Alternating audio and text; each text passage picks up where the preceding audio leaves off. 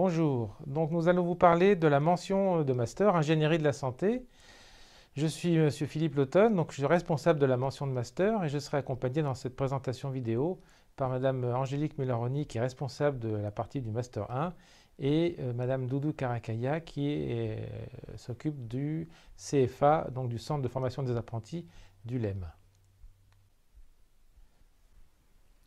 La mention ingénierie de la santé est une grosse mention puisqu'il y a 13 parcours en tout qui sont gérés par plusieurs universités, la principale étant l'université Claude Bernard Lyon 1. Le Master 1, donc la première année de ce Master, vous êtes exposé par Madame Mularoni tout de suite et je m'attacherai moi au Master 2, donc au parcours de Master 2. Le parcours management des biobanques est géré par l'Université catholique de Lyon, donc dans sa composante ESTBB.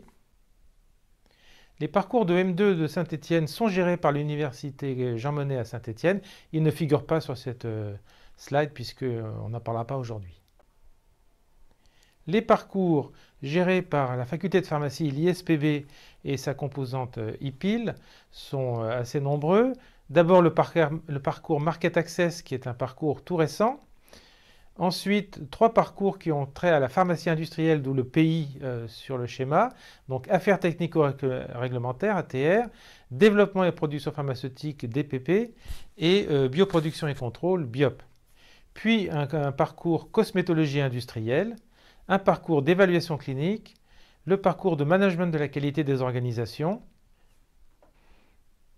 le parcours conception et optimisation des produits de santé est un parcours plutôt orienté recherche et qui marche en coordination avec le parcours géré par Polytech, Medical Imaging Signal and Systems.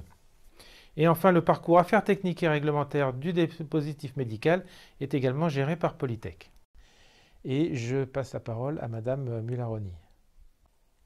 Alors bonjour, je suis Angélique Mularoni et donc je suis responsable de la première année du Master IDS. En première année, vous aurez le choix entre 3 parcours. Le parcours ingénierie pharmaceutique, cosmétique et des dispositifs médicaux qui s'appelle IPCDM. Et c'est d'ailleurs sous ce nom-là que vous le trouverez sur la plateforme Mon Master. Et 2 autres parcours, management des biobanques et l'autre parcours porté par l'Université de Saint-Étienne. Et je ne parlerai ici que du premier parcours puisque c'est lui qui vous donne accès à 10 parcours dont on vous parlera tout à l'heure. Alors, la capacité d'accueil du parcours IPCDM, donc qui est porté par la faculté de pharmacie de Lyon, est de 34. Cette année, on vous offre la possibilité de 12 places en alternance. Et donc, sur la plateforme Mon Master, vous allez trouver 2 portails. Le portail IPCDM en alternance, si vous êtes intéressé et que vous souhaitez postuler en alternance, mais également le portail IPCDM si vous souhaitez suivre le Master en formation classique. Que ce soit pour l'un ou pour l'autre des parcours, les critères de sélection sont exactement identiques. Nous allons d'abord étudier votre dossier académique. Nous allons nous intéresser à vos notes sur les UE scientifiques, mais également en anglais, à vos rangs dans la promotion et ce, sur les 3 années de la licence. L'autre point qui est analysé par le jury d'admission, c'est bien sûr la cohérence de votre projet professionnel, à savoir, est-ce que vous avez acquis les compétences nécessaires en L3 ou autre parcours pour suivre le M1 et puis ensuite un des 10 parcours de M2 que nous allons vous présenter. Alors pour l'alternance, on a un petit souhait en plus, c'est de vous écouter à l'oral. Pourquoi? Parce que nous voulons nous assurer en fait que votre projet professionnel est vraiment en adéquation avec la mention IDS. Alors, on va vous écouter sur vos motivations. Je vous précise ici que vous pourrez signer un contrat d'apprentissage de 24 mois qui couvrira à la fois le M1 et le M2, mais vous aurez aussi la possibilité de signer un contrat de professionnalisation uniquement sur 12 mois et que pour le M1. Comme vous voyez qu'on offre l'apprentissage, et bien forcément on travaille main dans la main avec 2 centres de formation des apprentis qu'on appelle des CFA. Vous aurez tout à l'heure une présentation du CFA LEM qui nous accompagne aujourd'hui. Monsieur Lautonne va maintenant vous présenter les débouchés des différents parcours de M2. Les débouchés de nos M2 se trouvent essentiellement dans les industries de santé et en particulier dans l'industrie pharmaceutique. Et ce sont des postes de cadre puisqu'on est au niveau Bac+5. Au niveau des affaires technico-réglementaires, donc ça va concerner tout ce qui est la mise réglementaire sur le marché des médicaments, donc les dossiers d'autorisation de mise sur le marché. Les deux parcours bioproduction et contrôle et développement et production pharmaceutique ont trait à des cadres qui vont être spécialistes dans l'assurance qualité du stérile, les process microbiologiques d'un côté, ou bien la qualité et la R&D et la production pour le développement et production pharmaceutique. Dans le parcours cosmétologie industrielle, on va avoir tous les métiers relatifs à tout ce qui a trait aux produits cosmétiques, que ce soit l'élaboration jusqu'à la commercialisation. Et enfin, le nouveau parcours Market Access HTA concerne donc la mise et le remboursement des médicaments par les autorités, la mise sur le marché donc de ces médicaments. Les débouchés du parcours évaluation clinique, c'est des chefs de projet, des responsables de développement clinique, c'est en interface avec les hôpitaux, donc tout ce qui concerne les essais cliniques des médicaments, quels qu'ils soient. Le management de la qualité des organisations, c'est tout ce qui est qualité et outils qualité, et ça dépasse largement le cadre de l'industrie pharmaceutique.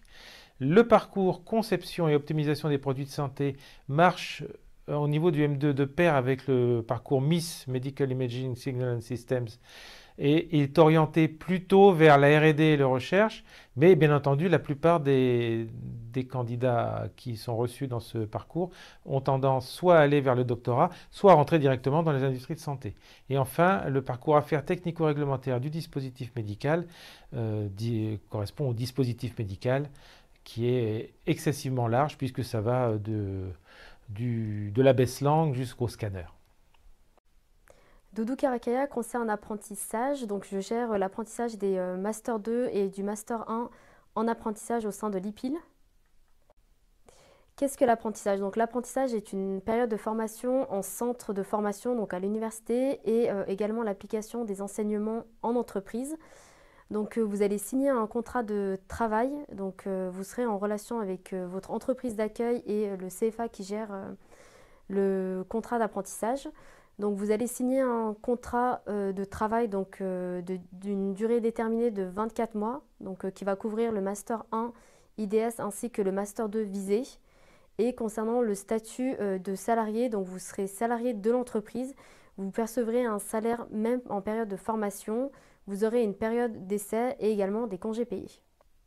Pourquoi l'apprentissage? L'apprentissage vous permettra de développer des compétences métiers, vous permettra également d'acquérir une expérience professionnelle et d'appliquer directement les enseignements en entreprise. Comment trouver un contrat d'apprentissage? Donc, en fonction du secteur d'activité, vous avez des sites internet qui sont dédiés. Concernant les industries de santé, je vous invite à aller sur le site du LEM. Concernant les industries de la cosmétique, sur le site du FEBA. Et concernant les industries des dispositifs médicaux, sur le site du SNITEM. Différentes aides sont à votre disposition en tant qu'apprenti concernant le logement, l'APL, également des aides qui couvrent le domaine de la mobilité. Une aide financière de 500 € est attribuée pour les apprentis qui passent leur permis. Et vous avez également un complément de revenus versé par la CAF dans le cadre de la prime d'activité. Pour toute question relative à l'alternance, n'hésitez pas à me contacter. En conclusion, la mention ingénierie de la santé est une grosse mention avec de nombreux parcours, donc 10 parcours, qui sont tous possibles en alternance, sauf conception et optimisation des produits de santé, Medical Imaging Signal Systems et management de la qualité des organisations. Et donc, si vous souhaitez davantage d'informations, n'hésitez pas à nous contacter par mail. On vous répondra avec plaisir. Merci beaucoup. Merci.